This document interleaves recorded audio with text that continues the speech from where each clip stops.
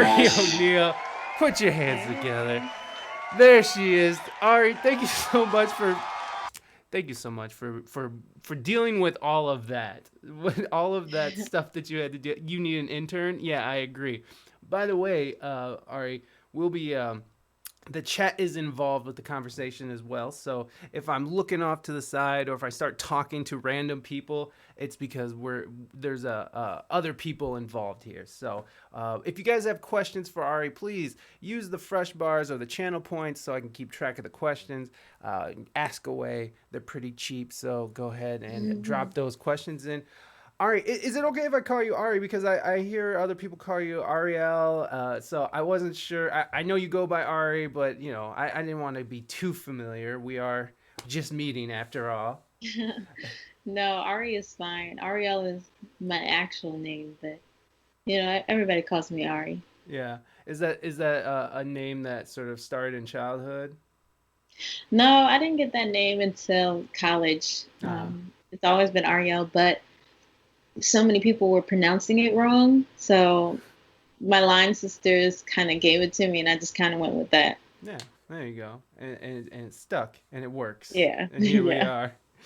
are. Anyways, what something that stuck out to me when I was sort of looking into your background is that you were homeschooled. Yeah. And well, and I'm sure you get a mix of reactions when you tell people that, but for me personally, due to the pandemic, we're homeschooling our child right now, so it's been really Mhm. interesting. What was your experience like? Is that something that you really appreciate about your upbringing, or is that something that you kind of wish you went to public school and sort of you know worked it out in the school system? Before I loved it because I was being bullied Oh, in school. So I did second and third grade. That was it. Um, you were being Never went. bullied. You were being bullied in Yeah. second and third grade. Kids are mean. Oh, I Like it, do. it was never anything like too physical, but it was a lot of like verbal stuff. Yeah, well, So that can just be just as painful, if not yeah, more, if not more. it'll stick with you. Yeah. So my sister was a bully in school. She wasn't my bully, but she was a bully. How So it was messed like up would that two be if opposite ends. yeah, yeah. So your sister was the bully, you were the victim, and how awkward would that have been if you were being bullied by Right. your own sister? Right. So because she was, getting in trouble, she was actually homeschooled first. And Oh, I begged my mother, please take me out. And I loved it because I've always been kind of more of a homebody. I didn't really have a lot of friends or anything like that. But now as an adult looking back, I wish I would have gotten those experiences of school, like prom and stuff like that, but more so the social stuff because sometimes I feel like when I talk to other people, it's kind of like I don't know how to work with this situation because I didn't have that kind of experience. yeah, no, I understand what you say. It's like you kind of can miss some social cues, right? Some Yeah. body language. Just no, no. I understand. I understand where you just sort of because you didn't have that social aspect coming up, so sometimes it can be a little weird. I went to Yeah. I went to public school and I still have a hard time talking to people. Like right now, my hands are pretty sweaty. It's gross. It's like, What? I swear, I still have anxiety. I still have all that Mhm. shyness. But I Yeah. think it was just a different situation for me. But for you, so your parents were able to do the homeschooling then. Did your mom like work from home or something, or did your parents work from So home or? my dad actually he had 8 siblings. So I have Oh eight wow. siblings, and he What? had 8 siblings. It was 9 of them in their house. Whoa. So the way they grew up, my grandfather was working odd jobs, and their mother stayed home, and he always wanted that. So he would work odd jobs. My mom, she was laid off from 2 of her jobs. And at that point, she was like, well, I guess this is a sign. Like, I need to stay home with the kids. So my dad was working, my mom was home. But, I really didn't need that much teaching. It was more so just like reading and doing your work. And Hmm. because, I like being home anyway and I liked studying and reading and stuff, it felt almost like my mom was just checking to make sure I was doing it and I was kind of just doing it myself. That's awesome. I wish that was a problem we had with our son. My son absolutely hates it. Really? It's school time and it's at least 15 to 20 minutes of just savage crying and just it's crazy. But I wish he had that go get it spirit like you had. But Well, I mean, if I had friends and if I was more like outgoing and social, like all of my siblings are that way. So mm, even though we were homeschooled, they would always be out in the neighborhood, and we were all involved in like golf or taekwondo and things like that. And they would just make friends anywhere. yeah. I kind of just like, okay, you're my brother or my sister's friend. Okay, so you have to be my friend because you're their friend. So if I was more social like that, then I probably wouldn't have been as studious. Yeah, yeah. I feel you. I feel you. Yeah, yeah. As soon as I started making friends in high school, like my grades went straight to the dump because it was terrible. I was a terrible student. Yeah, I always find it interesting that like you're saying what you're saying is I like to be home. I like to be you don't mind being by yourself. You don't mind studying by yourself. Like I take that as you might be a little shy sometimes, but it's always interesting to me. Ziggy is rating. Excuse me, Ari. Ziggy, I didn't. Do you stream Ziggy? I didn't know you stream. Uh, Welcome everybody. We are talking to Ari O'Neal. She is a guitarist. Thank you for coming over, Ziggy. I appreciate you bringing your friends. I should sleep. Go ahead, Ziggy. Go to bed. You're in Korea.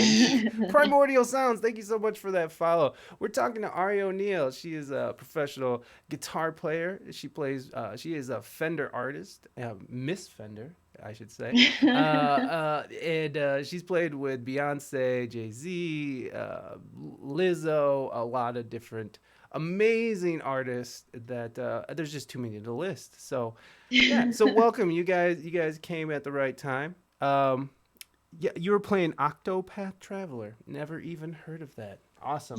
Well, welcome to this. I didn't know you streamed Ziggy, so but I appreciate you coming on over with your peeps. Girl 2.0, welcome, welcome. Thank you for being here.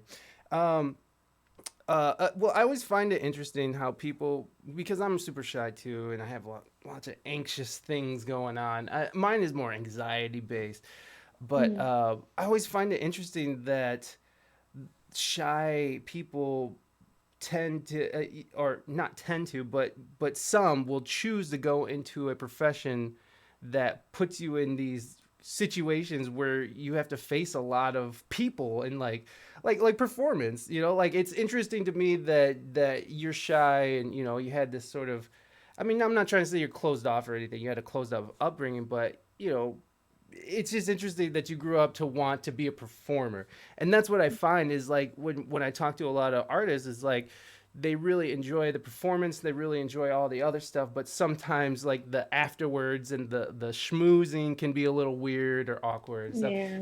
Is that for you? For me it's like that. I'm just terrible at it. I've gotten better over the years, but is the in between playing, is that can it be a little awkward for you when people are coming up to you and be like, "Oh my God, you're the best," and all that stuff?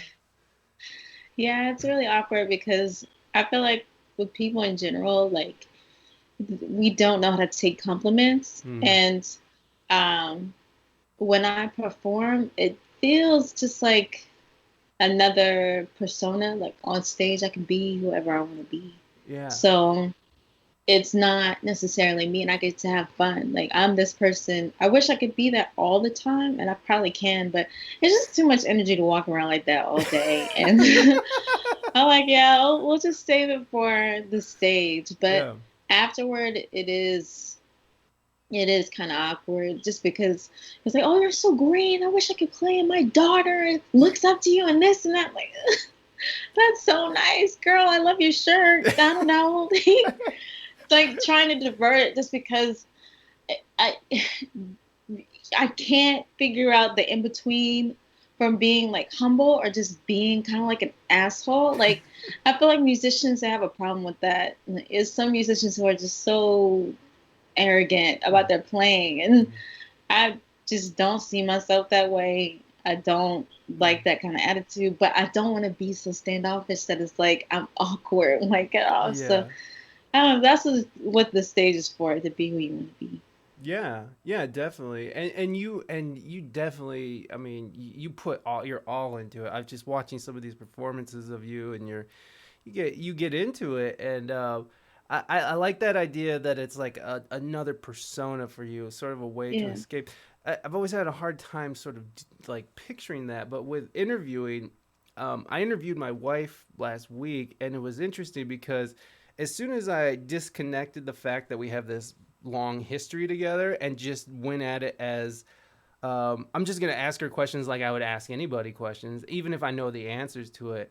And it completely unlocked this idea of like, oh, you don't have to just you don't have people don't know that you know this person the way you Hmm. know her, and they don't know the things you know about that person. So Yeah. it's basically it was just switching roles internally in the head to where you sort of separate yourself from I'm a husband and now I'm an interviewer and now I'm interviewing, whereas where you're like, I'm a performer, it's like I'm not a people person, like Yeah. you're able to sort of slip into this role and create this like dichotomy that's really interesting to me. And I guess it just goes back to the idea of just people finding their escape from just the certain things they might fear.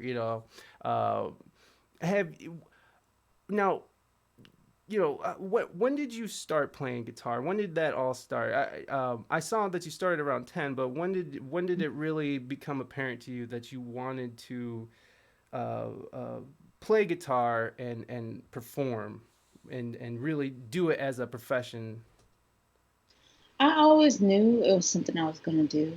Like I thought I was gonna be a mathematician. Um, yeah, definitely thought I was gonna be a mathematician, I like that. and I'll be doing my gigs on the weekends, and that's just what I thought my life was going to be. I was going to have a regular job and just gig on the weekends and play in church. But I feel, even after college, like I tried to convince myself that, Hmm. but I always kind of knew that I wanted more. I just never thought that it would happen for me because there's so many talented people in the DC area, and I couldn't understand why they weren't on the road. And it's like they'll definitely be able to get on the road before I get on the road, so I might as well not even try. So it ended up working out. It was like a freak accident in such a good way, and it happened. So I always kind of knew, but I never thought it would actually happen. Mm-hmm. So you were just sort of like you were just sort of coasting through with your talents, and because it was kind of a interesting way that you were sort of pulled into the business, correct? Like into the echelon of the music Yeah, industry that you're in. It was kind of a weird situation. Can you tell us what happened and how? yeah, yeah. I was always kind of around people who had been in it. So Mm. like I was in a go-go group called Belladonna here in DC. And one of the girls, she used to play for Salt and Pepper when they were on the road. Oh, nice. Another girl, she used to play for Marcus Johnson. And then, Maya, she's from here, so I did a show with Maya. Mm. Raheem Devon, he's from here, did a show with him. Oh, So okay. it's like we were always kind of like in and out of that. Like did a show with Kiki Wyatt. That same year I got called, but there was an interview that I did with this guy who flew out from Detroit, and he was asking me like, who would your dream artist be to play with? And I'm like, well, everybody I really want to play with is dead, like Michael Jackson and Prince. I had to take a whole day off when I found out he died because Oh, I dude. just knew I was going to play with Prince. Oh, I know. Yeah, yeah. No, Prince. That one knocked me down. That one knocked me down. Man, That one knocked me down. it was a mess, but I told him, of course, Beyonce. Everybody wants to play with Beyonce. Like that was the first album I ever bought was Destiny's Child album. I was like maybe 8, and I said Usher, and I forget who else, but Beyonce was the first person I said. And then I was doing a gig in New York the weekend of my birthday, and my sister messages me like, "Hey, it's some people from Parkwood who are trying to get in contact with you." I'm like, "Parkwood? That sounds so familiar." And I look it up. I'm like, "Oh, that's Beyonce's company." So my first thought isn't Beyonce's looking for me. It's okay. Well, she has Chloe and Halle. Like she has different artists under her label. Maybe it's for one of her artists. So I'm on the phone with the music director, and he's telling me like, "Okay, yeah, I need you for a show. Can't really say what it is, but do you mind sending in a video of you playing Resentment?" So I'm like, "Resent? That's Beyonce's song." Yeah. Okay. Went home, did the video, did a couple other videos. He called me on my birthday. I had been sitting around all day. I did nothing for that birthday because I was waiting by the phone just to hear. And I missed his call because I fell asleep and I was so nervous. Oh my God. It was like phone tag for Yeah. like an hour. Man, I thought I lost the gig, all this kind of Oh, stuff. all those thoughts, all those horrible thoughts that race in your head when you make that Man, mistake of missing the phone call what? or whatever it I is. had one job. And all I think about in those moments is Eminem is like, you only get one shot, so don't miss your Yeah, chance to blow. yeah, That's always ringing. exactly. Is this my one shot? Was that I just knew I blew it. And it? he called me. He was like, "Hey, can you fly out to LA tomorrow? We can get you on a flight at 6." And I got all the details and stuff when I got to LA. So my birthday was on the 11th, flew out 6 o'clock in the morning on the 12th to go to LA to get to rehearsal and found out that it was for Coachella. Oh my, that is nuts. Like that is the most insane thing Yeah. I can think of is just to be like show up. But by that point you knew you were playing with Beyonce, but you didn't know what the Yeah. gig was. No, And I didn't. I had no idea what was going on. wait, so you weren't even sure if you were playing with Beyonce yet? I kind of figured I Right. was, but everything was just so vague, and I honestly didn't care. Like it was a free flight to LA. Either they're gonna kidnap me in LA, or it's gonna be an actual gig. Either way, I'm going. Right. So I'm doing this. yeah, so it was great. Can you kind of I mean, cuz you had to rehearse for a few months for that gig, correct? Yeah, And can you kind of tell me how the rehearsals were and like how it was sort of laid out and how you approached it? I can't really get into too much of that, but No I worries. will say it was like it was long days. Mm-hmm. Like I feel like before I or after I got out of school, I was working 5 jobs. I Wow. worked at a music school at a front desk. Um, I was teaching just on my own freelance stuff, playing in church, playing in a band, playing in an agency band, and also volunteering, teaching at the school that I was working at. So I was working really, really hard for everything because I didn't have anybody to like just give me money. I couldn't fall back on my parents because of all my other siblings. Like I'm the second oldest, they can't take care of me. Yeah. So I feel like that at that point in my life, that was the hardest I worked in my life. I didn't know what hard work was until I went to LA for that. Like I was working 5 jobs at home, and that still was not as hard as I worked for that show. Like we would rehearse all day. I would get back to the hotel and I would be practicing all night just because I don't want to walk into rehearsal the next day not remembering or knowing what we did the day before. You can't catch me. I'm gonna make sure I know this and more. Yeah, yeah, no, that I mean, especially walking into a gig like that, you want to make sure you're on your game. I couldn't imagine showing up to a gig like that just nonchalantly not caring, like, It's eh, people who do that, man. It's people who blow stuff like that. They do it. yeah. These, that was who was that football player for the Redskins? They lost the game that day. He ended up going to the strip club. Like you lost. Like what are you doing? And then go to the strip club, violating all kind of COVID rules, and then got the nerve to be awful at the next game. Like what? You just got here. People will ruin their big shots like that. I'm telling you. Yeah, it's really interesting. Why do you think people do that? Why do you think people just blow it like that? I don't know. I honestly don't know because these are like opportunities that people work their whole lives for, and some people will never see it. Yeah. So for you to get it and treat it like it's a regular job, Right? Like you got hired at what? McDonald's or something. What? No, because I know people too. I know people who have gotten to that point and then just blow it because of alcohol or just. Yeah. I mean, sometimes I feel like it's just fear of success, which doesn't make much sense, especially coming from a Mm. musician. When musicians, because musicians to find any kind of real success in music, it takes a long time of working and grinding, and especially to Yeah. get to the echelon that you're in right now. I mean, that it takes years, and for some, Yeah. and you could be the best. Like here's the sad part is like you could be the best guitarist in the world, and still not make it to that huge stage, but you could still have a great successful career.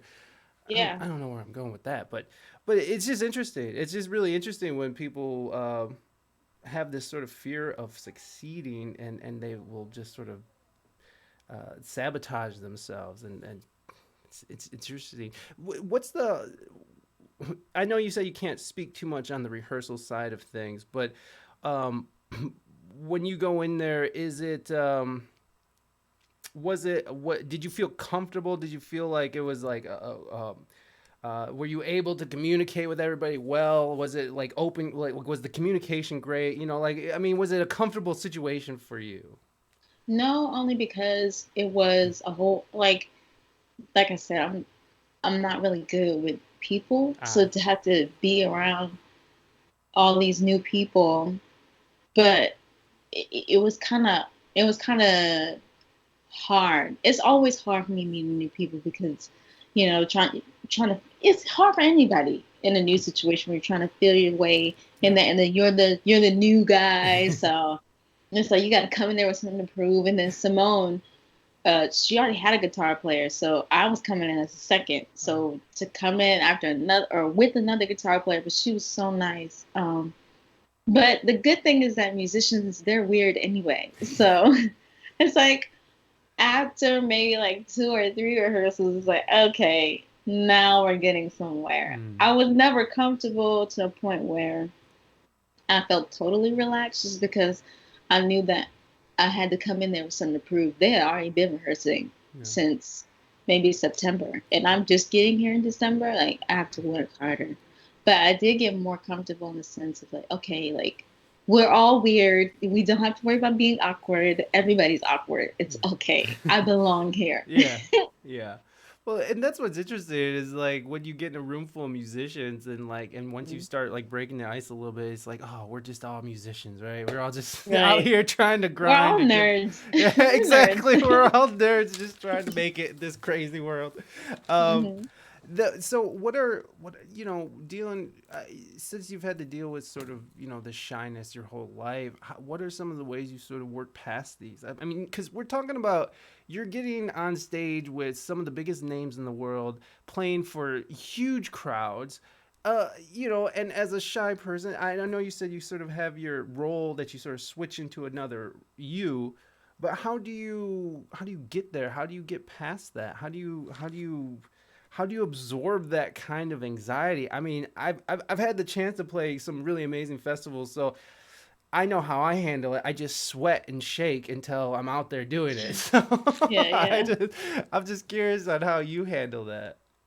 Well, I was a theater major, Oh, so I okay. have 2 degrees in theater, Oh, and cool. I was doing plays and stuff, musicals, all that kind of stuff. And I'm used to being in an ensemble and Mm, having those nerves before the show. And one thing that my teachers always kind of instilled in all of us is like, if you're on stage and you don't believe in yourself, the audience can feel that. If you're trying too hard, they can feel that. Like, there's so many things that, like, you're so like kind of like a dog, like how dogs, when you walk up, they can tell if you're scared. yeah.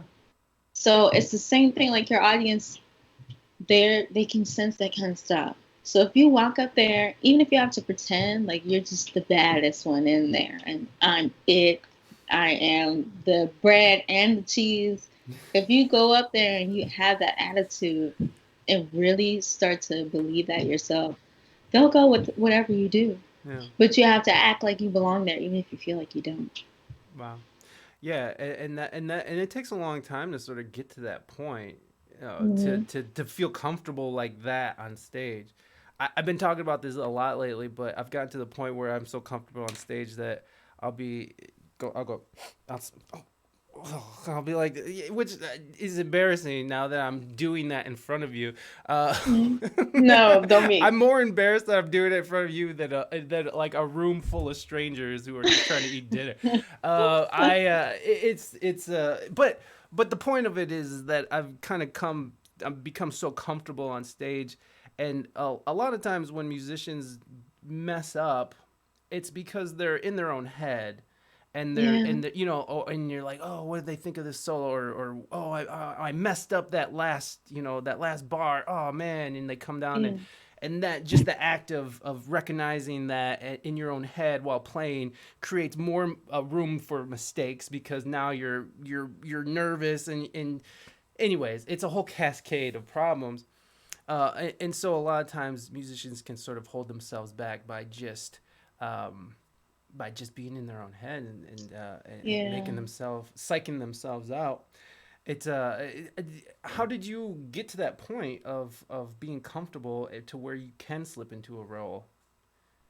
Yes. I think that's the most important thing for musicians to remember, or and just anybody in general. And it's so cliche when you hear it, but it's so true. Is when you fall down, people judge you on how you get back up. Yeah. So if you mess up, I feel like there's a lot more respect for you in the way how you get out of it, rather than oh she fell, oh she messed up, oh that wasn't the right note, that wasn't the right part. How do you finagle your way back into the flow of things? And I also think that we should just be a little bit more forgiving of ourselves. Like with each mistake, okay, yeah, punish yourself a little bit, but humans are the only people who will just keep punishing themselves over and over for the same thing. Okay, you did it, you messed up. I acknowledge that. Let it go. No one cares because half the time when you're playing, if people are not in church worshiping and they're in that mode, you're in the club or you're at the concert where they're high or they're drunk. They don't care. They just want to have a good time. Right. So you're sitting there beating yourself up and they're over there half baked. Like, this is amazing. So we just need to chill out a little bit. Yeah. Yeah, totally. Totally. It took me so long to figure that out. Did it take you a while to figure that out, or did you get past it pretty quickly? I got past it pretty quickly because there were shows where like my amp would go out or something like that or something crazy, Right. and I would just keep playing like I was playing something and then dance. Like my answer for everything, if it goes out, if you can't hear it, just turn the volume knob down and just dance and act like you're playing. Yes. My volume was not on, and I lie to you not. This lady comes up to me, oh my God, you were so great. You sound so good. Girl, the volume was not on. Like, but hey, who cares? All you gotta do is say thank you. Right? Move Thanks, on. girl. Yeah. That was another thing that I had to work past, because not only would I make mistakes while I was playing, but then I'd beat myself up about it after the show. And then Mm, anybody who comes up and says hi to me afterwards, be like, "You were awesome." I'd be like, "No, I was terrible. I suck." no, no, you can't do that. You gotta be like, oh, thanks, man. Yes, yes. I learned a simple thank you is all you need, because there's nothing worse than like alienating someone who's just trying to give you a compliment, and it's just like, Yeah. because like they sit there like, oh, okay, I guess you didn't rock. Oh, all No, right. you're just trying to be humble. That's all. You're trying Yeah, to be humble. try to be, but you're right. And I also like. I also picked up, he's like, punish yourself a little bit, because there's this idea is like, don't be so hard on yourself. It's like, but no, you do need to kind of judge yourself. Yeah, like so you don't do it again. Like, Right. okay, I messed that up. I'm gonna remember that for the next time I practice or the next time I do the show. Okay, can't do that. That did not work. It was a fail. Got it. Next thing. Yeah. Yeah. Next. It's next. It's that mentality of like what's next is sort of what carries me, and carries a lot of people, because it's like, even if you get done with like these, you got this awesome gig, and then the tour ends, and then it's like, then what, so it's like, it's always like, Yeah. what's next. It's always like, it's always on to the next thing, and you can't sort of dwell on, the nature of being an artist is like, what's next. So Yeah, it's gotta like, keep moving. just keep moving, and don't let it bring you down too much. Amal Sixella. I'm sorry if I'm saying your name wrong. Welcome, welcome. Thank you. I'm glad you're enjoying the conversation. We have some questions from the chat here. Can't Yeah. stay awake no more. That's okay, Ziggy. Thank you so much for bringing your people over here. I appreciate that, very much. So I have a question here from Ziggy. Here, Guitar Boy. Thank you so much for that, follow, and also, I see that you're a guitarist. Yes, Ari here is a wonderful guitarist, and has a Thank you. wonderful career. It's still rocking. A bass solo, Yeet Boy. How dare you? We'll do it later. We're not doing it. I'm not doing a bass solo in front of Ari O'Neal. Okay. What? I'm not doing it. All right, whip it out. Let's go. She said, "Whip it up." I might. I might. Oh God, that's embarrassing. Okay. Excuse me, Ari. I'm trying to catch up with chat, and we have some questions here from Ziggy. Since Yeah. Ziggy's about to go to sleep, I'll get that in now. What's your top current favorite memory in your career? Playing the dang, it's two. Playing I Care, the I Care solo with Beyonce and looking like, oh my God, that's Beyonce. That, and then being in South Africa, playing at Dave Chappelle's Jam, and then we sat down at the bar afterwards, had some shots because we're both from DC and just talked about DC. DC stuff. Yeah. Yeah. Dude, I love DC so much. And by the way, what did you talk to Dave Chappelle about, if you don't mind? We talked about Backyard Band. It's a band out here. Um, we talked about where we lived. He was telling me about all the places he lived in DC. The last time he went home, and it was something else. Then he just started asking me questions about me playing, but that was it. Who were you playing with for his show? It was just different people. So we were just finishing up the tour. So we were doing Global Citizens Fest. Mm. So we all went to his jam, and he just had different musicians coming up Ah, and they're playing. It was so many different people up there, but it was mostly people from tour. gotcha. Yeah, I love how Dave Chappelle, always incorporates music into, like, even in the Chappelle Show days. He had Yeah, Kanye and Mos Def, and I yeah. just love that so much that he incorporated music into it. Yeah, that's awesome. Yeah, and Dave Chappelle lives. I'm in Ohio, so Dave Chappelle, Mm-hmm. he lives in Yellow Springs, Ohio, which is Mm-hmm. southeast. It's funny because I was just talking to a band who lives in the area, and Mm-hmm. and they were telling us their experiences with them, and their experiences was very different, because I think Oh, they were drunk and sort of bothering him, oh, and he okay. was just like. And he was like, "Why are you guys trying to tell my jokes back to me?" and then, Wow. but he made a big spectacle of it. So, not to Oh, say, I'm not trying to say that Dave Chappelle's an asshole, but like, when people are drunk, and I'm sure you've dealt yeah. with this a lot, and Mm-hmm. plus you're a pretty girl, and you Thank you. slay like crazy. Um, uh, I'm sure after a show you've had drunk people come up to you, be like, "Hey," and so dealing with drunk people is already like an issue. I mean, Yeah. I'm just like this guy, and I have to deal with drunk people, and I hate it. I can't imagine what it would be like to be this person, Ari, and have to deal with it. Or, I mean, even Dave Chappelle, who is like, this international superstar. So you can't take these kind of things. How was Okay. Beyonce, by the way? How was your experience with Beyonce? I'll say that working with her definitely makes it made me want to work harder. Like all the stuff they say about her, like all the good stuff, Mm-hmm. is true. Like she works really hard and she's really nice and she's very particular about the stuff that she wants to see. So it's like if she's gonna be working hard, doing all this stuff, then all I gotta do is learn my guitar part. I'm cool with that. Yeah. Like she's just like she said in the Netflix special, like she was really involved with like the lights, costumes, the music, the dancing, hair, all that stuff. So if you want me to learn this little guitar part and that's all I got to do, I'll do that. That the idea, like, cause I don't know. Do you know who Nissan Stewart is? He's a drummer out of Los Angeles.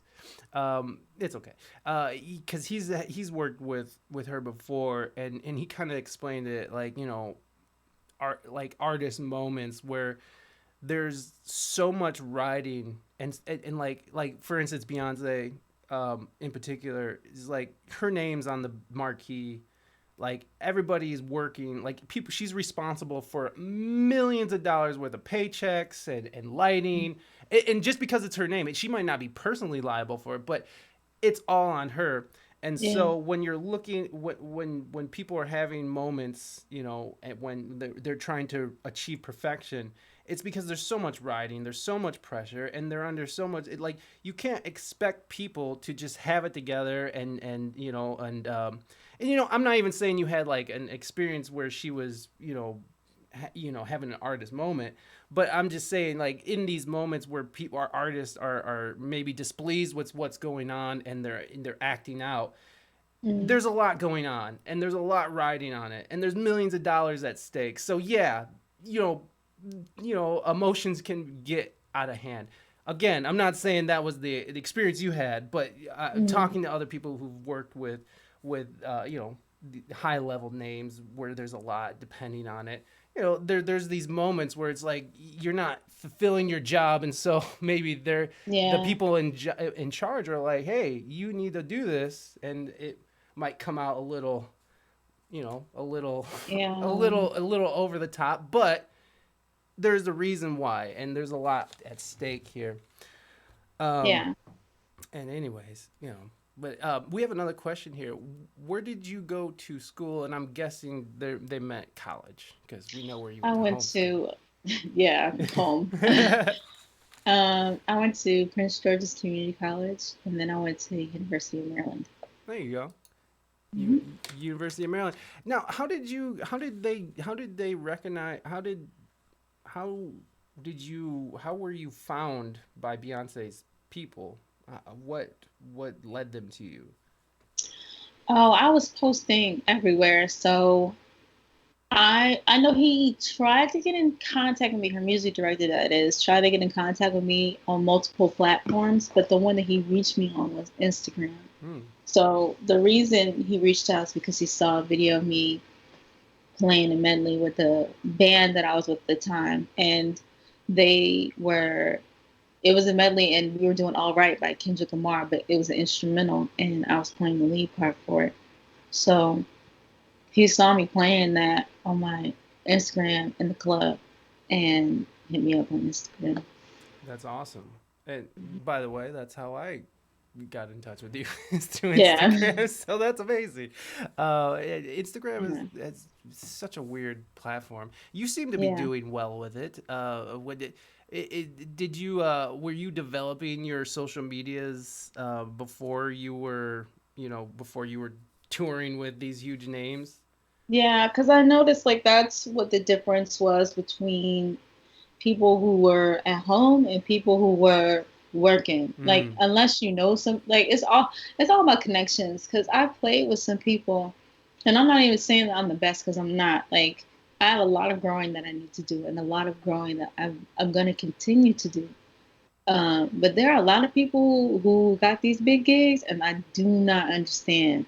But I think it's because of the people that you just know. Yeah. Like if you know people and you're friendly and you're great to work with, talent sometimes it doesn't really matter as long Mhm. as you can get the job done, uh, and you have these friends, then you're good. So with Instagram and all that kind of stuff, like, wow, I just completely lost my thought. That's okay. You were saying how that was the difference between people who are at home and people who are Right. playing. Thank you. No So if problem. you have friends, you can get the gig that way. And if you don't have those friends, develop those friends. And if you don't know those people in the industry, you need to get those videos out there. Do some videos of you playing, singing, dancing, or whatever, but don't do it with your cat in the background, your room looking all dirty, and all this kind of stuff. You can be chill, but Yeah. make it look like those videos that you like on Instagram Yeah. on Yeah. a budget. Well, of course. But another thing, just talking to people over the years, I mean, you make a really solid point though, where if your socials aren't match, like, because you could be the best guitarist in the world, but no one could know about you, and no one could know about your talent. And Hmm. so, like, I mean, getting it out there on your socials is important.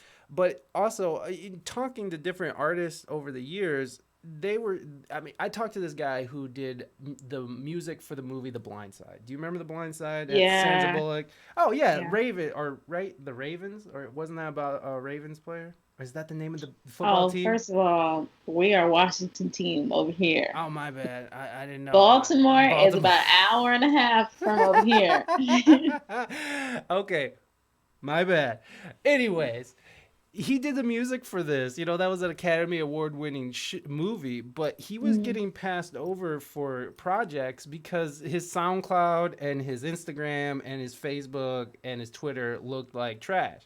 Yeah, And I'm like, how can you be on a Oscar winning movie and people are gonna be like, nah, he's not good enough because his social media, he don't have enough yeah, followers on Instagram. yeah, And so there's another side of it, is that it's important because people are looking at you as a whole product these days, right? Like, because when people look at Ari O'Neal, you easily can go on to any of your social media platforms and see that you have great numbers, you have great content, you have great. So that just makes you more valuable, even though that you're an amazing player and you're a slayer for days. You still if you only had 200 followers on Instagram, maybe Beyonce would have never called, so it's but just I mean, even with that, mm, because you're right. Nowadays, it's so follower based, like it's crazy. And before then, I didn't even have that many followers on yeah, Instagram. I developed those followers. I think when I first started, or when they first found me, I had maybe like 7 or 8 thousand followers. That 32 came the next couple of years. yeah, So I think what will set people apart, if you don't have the following, what are you putting on your page? yeah, Because even now, like before, it was just music stuff, couple cute pictures with me and my friends, but you have to see that I can play. mm, And now it's like, I'm doing photo shoots. I'm a Fender girl now, so I got to put Fender out there. I used to have a weave sponsor, used to take pictures with the hair and all that kind of stuff.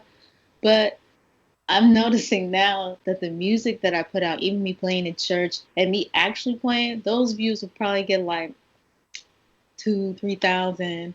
But let it be a picture of me with my ass out. That's like 5, 6 thousand likes, all this crazy stuff. So even still, like put the pictures out there, but make sure you got the music out there too. mm, So a nice balance of okay, yeah, I can do this thing, but I'm cute too. I'm cute. yeah. I go out, I do stuff, but I can play too. Yeah, which I love. I love that so much about your page. Is like, oh, she don't like wearing clothes and she slays. That's tight. All right, I'm with it. I'm here for it. Uh, what sort of made you want to express yourself? In that kind of way, and and this is coming from no judgment, by the way.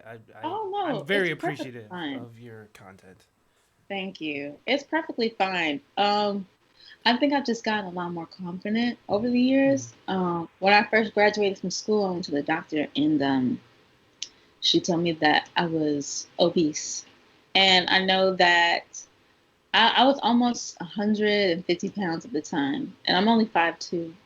So I know, like in the black community, being a little bit thicker is, it's praised a lot. Actually, nowadays, in general, being a little bit more curvy is praised a lot. But I had never been that heavy before in my life, Mm. and I didn't like that feeling. And I knew it was because I was working a lot. I was out at the shows, drinking and eating. By the time I finish the show, I'm going to the studio. Then I just pick up something quick, then go to my other 3 jobs in the morning. So it really made me think about things, and I didn't feel good about myself. Even the guy that I was with at the time made me feel really ugly. Wow. So I ended up getting a trainer and changing my life around because I never wanted to hear that from my doctor ever again. Yeah. And once I lost the weight and changed my life around and started feeling more confident, I started changing, myself in the way I dress because I felt better. And at a certain point, I was just like, yeah, I can wear this stuff now. Like, I couldn't wear this stuff before. I can wear this now, and I'm going to wear it. And if you have Yes. a problem with it, girl, like, I'm sorry, but you're going to see these cheeks on Instagram because I worked for these, okay? You're gonna see these cheeks on Instagram. I'm sorry. If that's the case, you can scroll right up. You see Right? me playing in church. You can like that video. Right. Okay. I love that so much. I kind of have that same thing because I was like 320 something in high school. So Wow. like as soon as I lost all the weight, all I wanted to do is just wear like the tightest, like, because like Mhm. it's when I lost the weight, it was when I was a little bit younger. So and I wanted to be like a hipster, I guess, in when I was in my 20s. So like I just wanted to wear, Mm. how hipsters wear all those tight clothes and stuff. It's like, how Oh do you even my move? God. It never was right. It never worked right. It never worked right. But that's all I wanted to do. I just wanted to wear these tight little I'm pants. not mad at it. I'm not. Yo, I got ragged on. My Mhm. friends wouldn't let me down and let that go. And yeah, yeah. I remember this specific moment. One of my wife's. It was my wife's sister's boyfriend. We were Mhm. like on our way into a wedding that took place in a prison. But he was just making fun of my little ass pants. He's just like, "Look at your little ass pants," and like he just would not let it go, calling my little ass Yeah. pants. So it's you when your body changes, you want to express it. I love that. I love it. I love Yeah. hearing about people who lose the weight and keep it off, and they just want to be healthy and they love it and they want to be sexy, because why not? Yeah. Because healthy is sexy. Like being healthy is one of the sexiest things that is And out even there. if you're not, like, I've recently discovered, just recently came to the realization, like, in this life, you have to be happy with you. Hmm. Like, that's it. What other people feel and think, okay, that's nice, but I'm not going to go to sleep thinking about somebody who's not thinking about me. Hmm. So if I want to do something, if I want to wear something, if I want to eat something, if I want to do something that makes me happy, if that makes you upset and you want to lay in your bed at night thinking about me, you can do that. I don't have time for it. It's just life is so short. So why are we giving energy and thought to people who probably don't pay your bills, probably don't want the best for you, and who are unhappy with themselves? Yeah. So if you want to wear your tight hipster pants, you do your thing, okay? You do that. No more tight hipster pants are coming out. This no. It's a Mango Bright. Welcome. Thanks for being here. Adam Flair UK, who everybody should go and follow. He is an amazing producer out of the UK. But Adam Flair UK asks, I'm going to shout out Adam here. Adam Flair UK asks, out of all the stars you've worked with, who has the best backstage snacks on their rider? Man, that is a great question. Um, I don't know, only because on the Beyonce tour, like everything was available. Pretty much with every show, like it's I was introduced to so much new stuff. Like I found out I love crab cakes. I think, Come on, and you I from know DC? I'm from right, and I hated seafood, Oh, but it wasn't until I went on the road I was like, wow, I actually really do like crab cakes. I yeah, think the they're best amazing. though probably has to be the Ariana Grande tour, Hey. only because I don't know who it was making this tuna salad, but they would have it in the fridge every show, and I lied to you not, I would take the whole bowl on the bus, and me and the girls would just split it. It was so good. That's amazing. I love that someone was just making tuna salad for people to just go and get. Like what? Thank you, whoever this mystery person is. Thank you. It was so good. Ariana Grande seems like a very nice person. Like watching She's her, crazy. she's she's crazy. That bitch is crazy, but I like her. I like her. You know, in which ways, and I know that you probably have to be careful on this, but like, which ways is she crazy? Like I remember it was one time we were all sitting. She would just be walking around, bro. Like just be walking, and it was one time we had this whole conversation about zodiac signs, and she openly admitted. She said, "Yeah, I know I'm crazy. Like sometimes I just wonder why people want to be my friend. Because I'm like, you really want to be my friend? Are you sure about that?" I said, "Huh? Hmm. That's an interesting observation you have about yourself.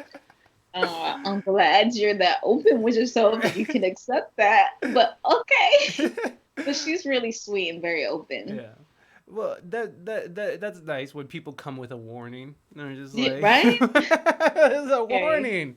Thanks. Maybe friend, maybe not. I don't know. We'll Yeah. see." Okay, Yeet Boy, if you're still here, I'll do like a 2 second bass solo for you. But if you're not here, I'm not doing it. So it's Hey. gone. I mean, if Yeet Boy has left the building, I'm not doing the bass solo. Yeah, just that's the thing. I mean, like sitting here thinking about that, like I don't want to do a bass solo in front of somebody I know who is much better than me. But What? that yeah. But it leads to a bigger point is that comparing yourself to other people, which I'm still having. Mhm. Obviously, I still having trouble doing. Do you have problem with that comparing yourself to other players, feeling that you're not good enough, or have you ever had to deal with that?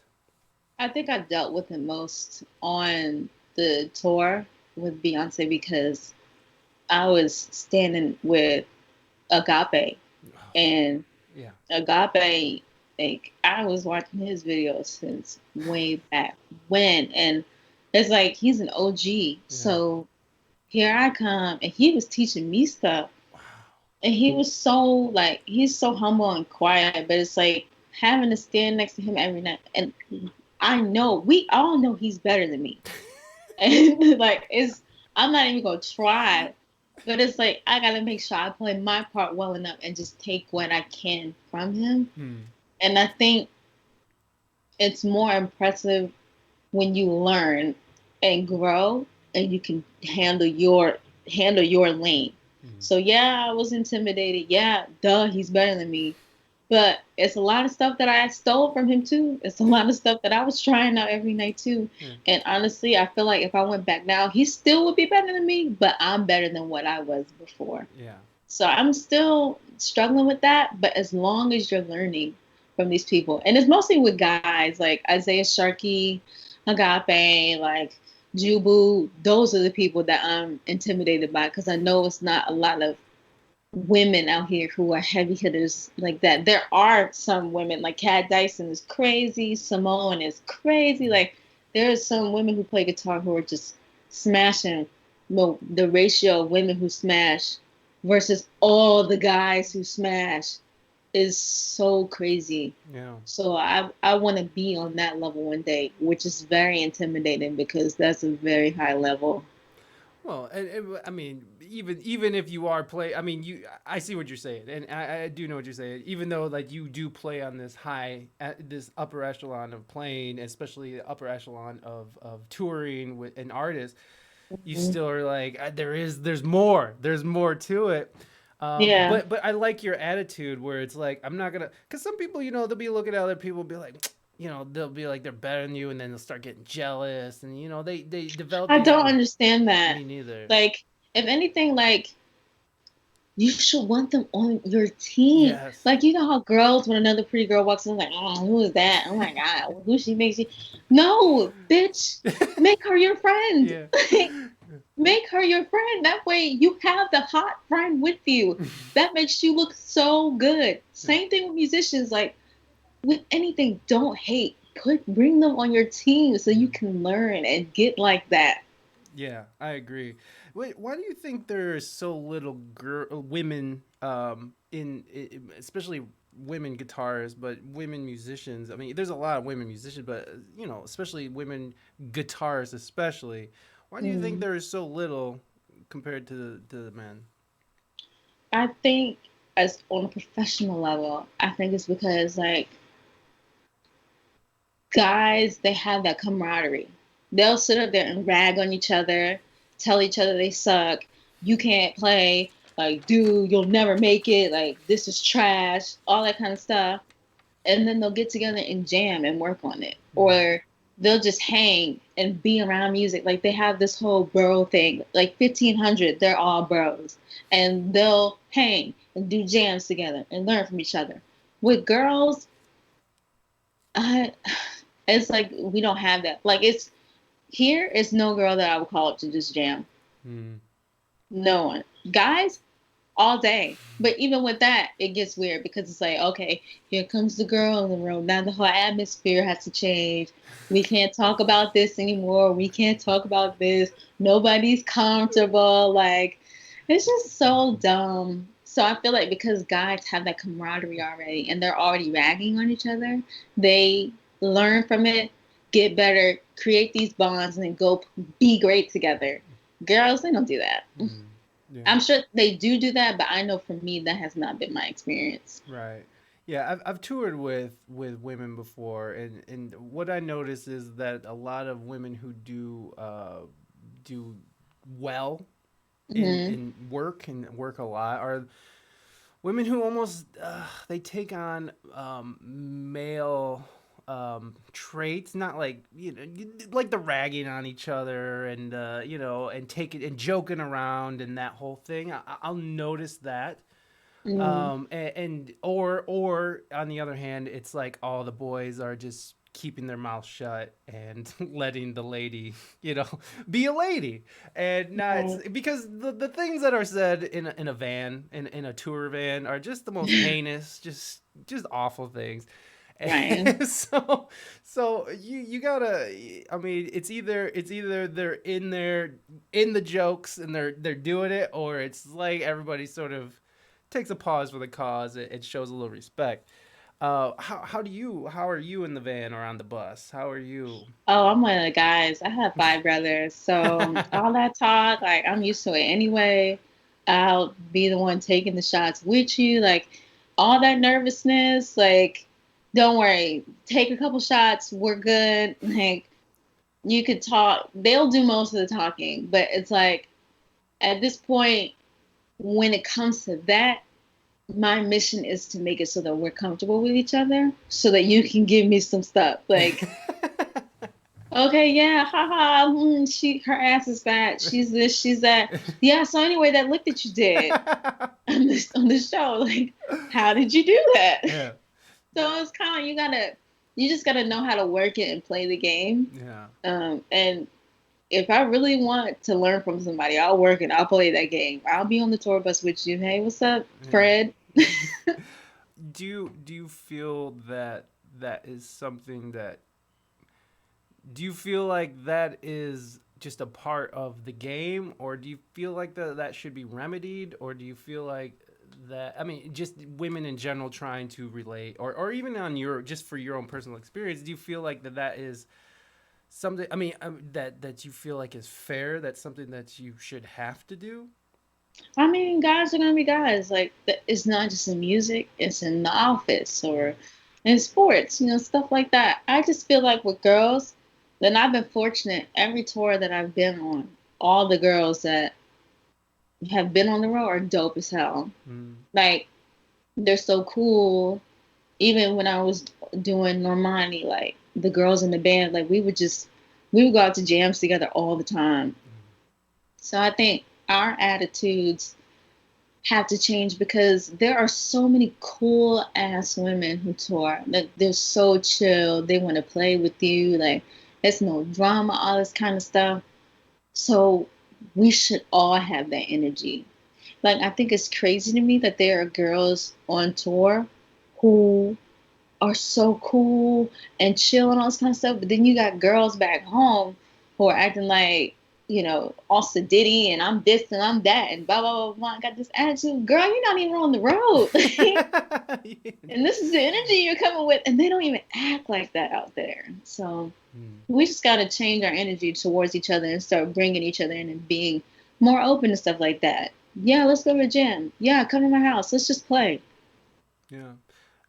How do you handle like people's advancements? How do you handle that like in a professional manner? Have you had to deal with that, You mean like with guys? guys or girls? Um, it depends, like how they come at me. Mm. Like there are some guys who will try it, and because I know like you're my boy, like I'm just like shut up. What are you talking? You just go away. What are you doing? It's me, Yeah. dummy. Like what? If it's more like disrespectful though, and I've gotten that too. Yeah. But I get very quiet. I don't like confrontation Mm. or arguing or anything like that. So I'll get really quiet and I'll either just leave or I start acting really, really distant. Because what we're not gonna do is have this whole blowout thing, and I'm not gonna keep explaining myself to you. Yeah. So I'll get really quiet and I'll just go off and do my own thing. Yeah. Because that's what they'll want. They want either you to hound you to get what they want out of you, or they're gonna try to make you upset. Don't give them either. Yeah. Yeah, yeah, fair enough. I mean, it only recently occurred to me that and recently, I mean, like in the last couple of years, that I realized that men are just these big brooding dudes, and some women are small, and I couldn't imagine just being around these big giants who are always Yeah. trying to like do stuff to me, and have the power to do it too. And so it's just it always is like, oh man, I can't imagine, especially being you're tiny young lady, and it's just you're around all these big that seems scary to me. It just seems scary to be a woman. That's basically No, when I came to the conclusion. It's like, oh god, it's just like no. but and I know I'm being a little dramatic there, but the point is that it's like you women are vulnerable, and especially in this industry where there are people who are looking to take advantage of people, and it runs rampant. So it's a Yeah. it's great that you have this sort of defense mechanisms that you can sort of rely on to sort of get And I over. mean, a lot of the guys are great. Like I said, musicians, they're weird anyway. So they're only so harmless or so harmful. Like, they're not going to do too much because they're nerds. Like, what are they? Like, I know you're scared of me. Like, Yeah. stop it. But a lot of the guys are great. So a lot of them are like brothers, or they'll really look out for you and make sure that you're okay. So I also had a lot of that. Like a lot of the Yeah. guys, especially like on tours and stuff, they were never like that. Yeah. Yeah, and that's just unprofessional, anyways. Like, what Yeah, kind of I gotta ass? see you on stage in like 30 minutes. Like, what are we doing? What's up, Gail? Thank you for that host earlier. I wanted to ask about nailing auditions, and Hmm. because you're obviously you work in a high level with bigger names, so and especially now we know that you sort of have a little bit of shyness and stuff, and meeting new people kind of you know it's a little weird. So how do you approach auditions, especially when you're going for these big names? How do you approach it, and or does it even bother you anymore, or I'm has it ever bothered you? I guess. like not to gas myself, like, because it's really not a flex at all. It's just I've never really been in this situation where I've had to audition for a Oh. musical gig. And that's not to like play like, ooh, she didn't have Oh. to audition. No, it's just all of my stuff is already on my Instagram. So even when I was doing the videos for when I was in New York and they asked me to play Resentment, it almost kind of felt like, okay, just to prove that you can actually do this, let's send the video, kind Mm. of like that. But all of my content is on my page. So if anything, I would just tell people to post more of yourself doing stuff, do lives and things, so that they can just go to your social media page, go to your Facebook, on your Instagram, you plan, or you take a pic, or whatever it is you want to do. Just put enough of it on your page so they already know. Oh yeah, I know you. Mm. I see you can play. I'm calling that guy. Yeah. Yeah, for sure. You know, like I was watching that Fender interview you did back in September, and it was really good.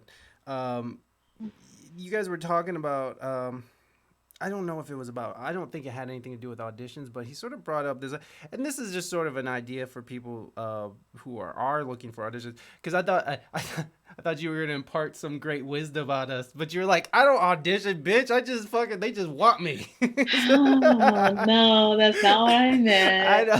know, uh, but just because this idea came and it came from this interview that I saw with you is that he was talking about how the drummer for Bruce Hornsby when he first, I think maybe the current drummer, I don't remember his name, but he was saying that when he first signed on or was going in for the audition, I can't remember how it was, but he looked up the drummers that Bruce has worked with in the past and Bruce has had a relationship with in the past, and he sort of took on their stylings. And so it was just a really interesting way to approach an audition and which I've heard that before from other people, where they'll sort of look into what they're interested in. So if they're auditioning for even a part, you know, they'll look into. If you're going to a theater, you'll look at what productions they've done in the past, or Hmm. you know, just sort of get an idea of what kind of theater you're walking into.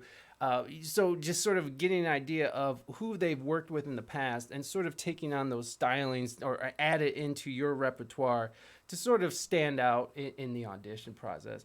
Uh, Oh do, yeah, do you have any kind of tips or anything that you would tell for anybody? sure. That's great. I mean, on top of put your music on your page, Hmm. do it, because your page is your resume. Yeah. But also, even before I flew out to do Coachella, without even knowing kind of what it was, already started looking up live shows of hers, Hmm. looking up live shows, so I can hear like, okay, what do they have going on? The music director actually told me to do that. Like, look up her live stuff. I was going through it, all her live stuff, TV performances, concerts, benefits, all that stuff. With any job that you're going into, you should have a good idea. If they don't give you the music already, have a good idea of what you're about to walk into, because it'll just make you feel better. It's kind of like if you're going to a doctor and you're about to get surgery from this guy and he has no idea of your medical background. This is his first time meeting you. He knows nothing about the medications you take, just doesn't know nothing. Are you going to get your heart operated on by some guy who doesn't even know that you take this medicine? Yeah. No.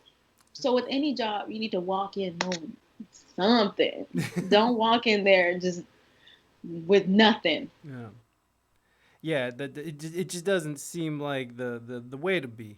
It's just, um, Yeah. another really good question that I thought that he had was how did playing and growing up in the church sort of affect your style playing you play now? Oh man, I'm so grateful for everything that I learned at church.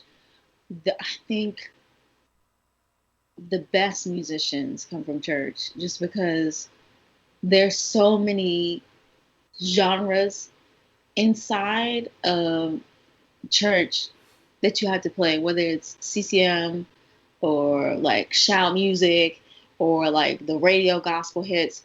It's all stuff that you can use in R&B and pop. Any kind of gig that's out there, you can play that kind of stuff in church because they have the Christian gospel version of everything. So there's a lot of people, including Agape and Jubu and Isaiah and just different awesome quartet guitar players who just kind of paved the way for everyone else, and they all came from church. So it's like if all of my favorite musicians come from church, that's where I need to be, because there's so much that you have to pick up on, and people get in the spirit and they allow their emotions and feelings to guide them. So you got to be paying attention and ready to go. Same thing on the road. Like with Fantasia, oh my gosh, like it was so many times where she would stop and just go completely left into worship, and we would have to go. Yeah. Like you can't just sit there and be like, well, I don't have the sheet music for that. Didn't rehearse that. And just sit there. You got to do something. And I feel like church is kind of a place where you learn how to pick up those cues. Oh my gosh, it was boot camp. Like I played in a gospel church for 3 months, and it was boot camp. It was boot camp. Like I couldn't even tell that they were changing chords. I was like, wait, you changed chord? No, you changed like 10 chords. Oh, okay. Yeah. Okay. Great. Let's try this again. Yeah. But what I learned from it was just, I mean, I wish I would have been able to do it for a longer time, because what I did notice is that my ear was just becoming so impeccable, because the deacon gets up there and he starts hooping in any key. It's not like he went up there and was like, okay, I'm going to start hooping in E flat. All right, no. E flat. That would be nice. That would be nice. And they'll start doing it, and you'll see the MD or whoever the music director is. Like my dude used to run up the piano like okay, B flat, everybody, let's go. And you go. And like you learn the song in C, but now we're playing it in B flat. Hey, we're going. Yeah. I did love that. I did love that aspect of church and learning, and that styling is just amazing. What are some? I'm just taking some questions directly from that interview, because I just thought there were some really great questions. This effective way to approach R&B stylings. Because you have that really, I love how you flow from chord to chord. You have your little fills, and your voicings are beautiful. And a lot of that, has that R&B tone. So, what are some effective ways to approach that kind of style? You gotta listen to singers. You gotta listen to R&B singers, because a lot of that background stuff you can use on guitar. Like "Cater to You" is a good song for that. I think. I will follow a lot of those like background vocals. Yeah. And just play it on guitar, and it sounds so good. So you got to follow the singer. Follow the singer, and you'll get all your answers. Wow, that was really good. What's interesting is that you answered that completely differently in the other one. You were saying that you to look up the people who inspired the people who inspire you. That too. Yeah, that it's not like really one answer. No, of course not. Because like I think even in that interview, you were saying it's like you're teaching, the way you learned was like church and then experience, YouTube, teachers and stuff. So it's just like there's lots of ways to learn, and there's no one way to there's no one way to slay. Right. Actually, can I grab my Mac charger real quick? Oh, of course, please do. Sorry, we're gonna wrap up here in about half an hour. Is that okay? That's fine. Perfect. Okay. Okay, hold on. Yeah, go do your thing. I'll talk to chat. Oh my gosh, what a great interview! I hope you guys are enjoying this. Have a little buffer. LOL. Many of my favorite people in music are female. Yeah, me too. Me too, Duke. I respect a lot of people, and what I love about I love that there's this like surge of female musicians who are kind of jumping into the fray because, like she was saying, it's been a boys' club for so long. It's just refreshing. It's refreshing. Like who wants dudes like Dude Storm 2021? Like who wants that? Yeah, yeah. This is what you want to hear at the party. Invite more dudes, right? Like everybody at the party wants to invite more dudes. This party needs more dudes. You'll find great people who love your dudes. Oh, thank you. I appreciate it. Yeah, there's just no one is inviting more dudes to the party. You know, it's that's not. What? No, we're just. I was just talking to chat for a second because I was saying how awesome it is that we're seeing this surge in female musicians, especially females who like just slay, and uh, uh, I was just sort of making the comparison like it's like there's enough dudes, right? It's a dude Mhm. store, you know. There's plenty of dudes in the music industry, and Right. nobody at the party is saying, "Hey, invite more dudes to the party." You know, like no party is popping when like 40 dudes show up with no beer, right? Like it's Right, like, right, right. "Hey, we're here to break stuff and drink up all your beer and stuff." You know, it's like no one needs more dudes at the party. So I think it's great. I think that it's wonderful that, and I don't know. Do you agree with me that you're seeing more and more females sort of coming into the music industry as professionals? Yeah, it's definitely a lot more. And I feel like with each generation, it gets better. Like Mm. the generation before, I was studying BB. BB was Beyonce's original guitar player, Mm. and she was also her music director. And she is crazy, and she was doing stuff for like Pink and some of Bob Marley's kids. Like she's wild. Um, then the next generation came. They're wild. And then it's like I'm looking at these young girls who are playing now and oh my God, like they're crazy. This is one girl I teach. Her name is Jordan. She plays guitar literally like me. And she's 17. And then she plays bass, she sings, and she programs, and she plays drums. Like, it's ridiculous. And that's what's coming up next. It's like, oh yeah, let me hurry up and get all this money that I can now, settle down, open up my little studio because she's gonna put me out of work. Like, it's crazy. It's so true. It's so true. I have noticed that too. It's just like the musicianship, it just keeps getting better and better. It's like when I was a Yeah. kid and I would just see like 4-year-olds at church just like beating the crap out of the drums, just like killing it, killing Yeah. it. I would just be like, "What? Yeah. This world is not fair." But once I realized that the world is not fair, things got a little easier for me. But at that moment, I was like, "This is not right." Like But I've you know what? I think what also sets them apart is like, okay, anybody can play in their room. Like you're in the comfort of your room, you're by yourself, playing by yourself, or you make a track or something like that. It's totally different when you have to play with a band. Like now you gotta listen to other people. Now you gotta interact with other people. Now you can't just be doing all these licks and doing all this crazy stuff because there's a singer involved now. right, Other people have solos too.